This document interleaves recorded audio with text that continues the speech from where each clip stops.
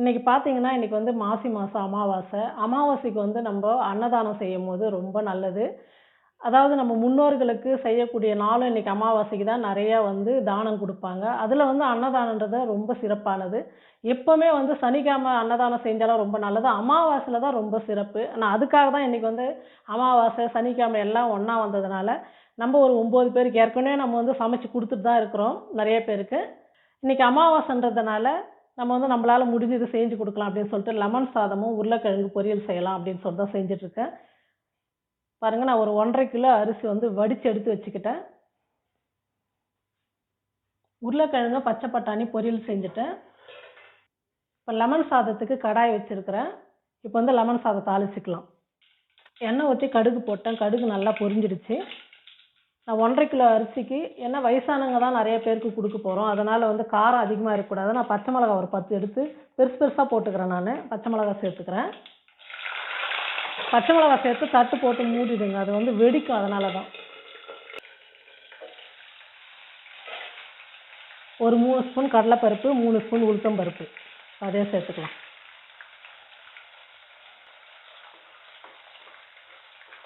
பருப்பு வந்து நல்லா வறுந்தா தான் அந்த சாதத்தோட சாப்பிடும்போது நல்லா மொறுமொறு நல்லா இருக்கும். அதனால பருப்பு வந்து நல்லா வறுத்துக்குங்க. பருப்பு பாருங்க நல்லா வறுந்துடுச்சு.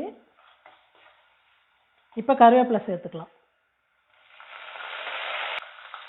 மஞ்சள் தூள் கொஞ்சம் சேர்த்துக்கிறேன். சாதத்துக்கு தேவையான அளவுக்கு உப்பு கொஞ்சம் சேர்த்துக்கிறேன்.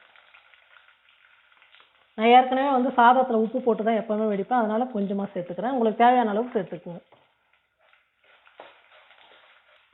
ஒரு 4 எலுமிச்சம்பழம் கட் பண்ணி சாறு மட்டும் எடுத்துக்கிட்டேன். அந்த சாறு சேர்த்துக்கலாம்.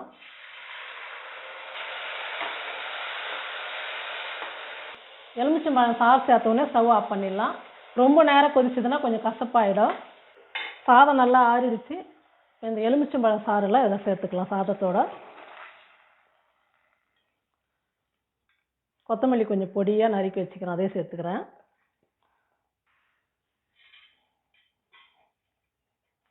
நல்லா கலந்து விட்டுடலாம்.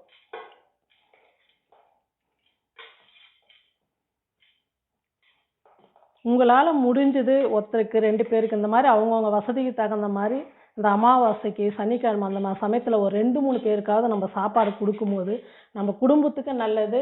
பின்னாடி வர நம்ம குழந்தைங்களும் ரொம்ப நல்லா இருப்பாங்க. காசாக கொடுக்கறத விட இந்த மாதிரி சாப்பாடு, டிஃபனு, ஒரு டீ, காப்பி, ஒரு பன்னு கூட உங்களால் முடிஞ்சது வாங்கி கொடுங்க. அது ரொம்ப நல்லது.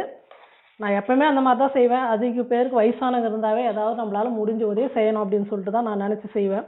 அது உங்களுக்கும் நல்லா இருக்குன்றதுனால தான் நான் இன்னைக்கு சொல்கிறேன் அந்த விஷயம். பாருங்க ரொம்ப சூப்பராக லெமன் சாதம் ரெடி பண்ணிட்டோம்.